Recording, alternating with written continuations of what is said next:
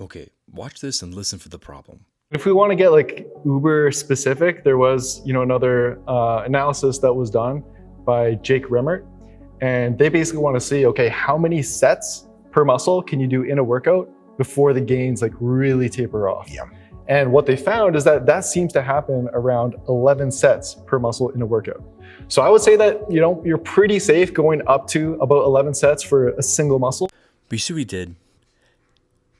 You are safe doing 11 sets per session per week.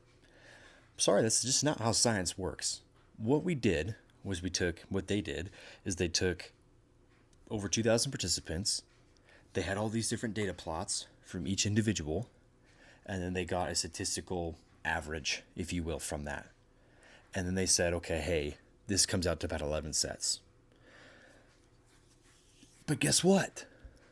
Then extracting an individual recommendation from that and applying that to everyone watching the video is complete hogwash. That's not how that works.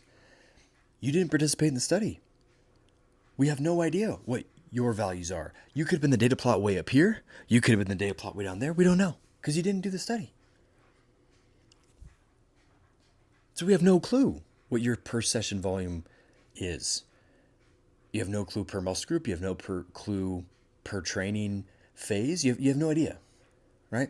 The only way you're going to know is by tracking what you're doing for several weeks, probably a couple months at least, and then changing a variable, like increasing your volume by like 4 or 5 sets a week and seeing what happens.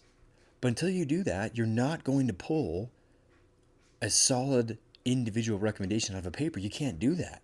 Papers can give you a general principle to toy with. Hey, maybe there's more session volume per session that's productive than we thought, but it's never going to be able to give you an individual recommendation because that's not what papers can't do that. They can't do that. The only way you're going to know is running your own experiment.